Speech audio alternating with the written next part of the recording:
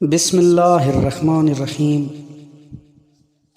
آج کا عنوان جادو کی حقیقت کیا ہے۔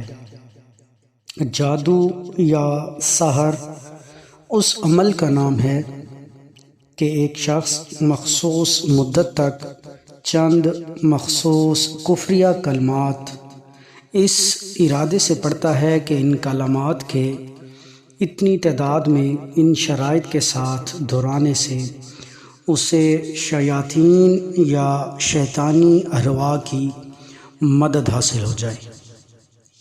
چونکہ ان اعمال میں بنیادی چیز کلمات کفریہ کی ادائیگی اور شیاطین کو نہ صرف مدد کے لیے پکارنا ہوتا ہے بلکہ اپنے آپ کو مستقل طور پر ان کی غلامی میں دے کر ان سے مدد لینا ہوتا ہے اور لوگوں میں فتنہ و فساد پھیلانا ہوتا ہے۔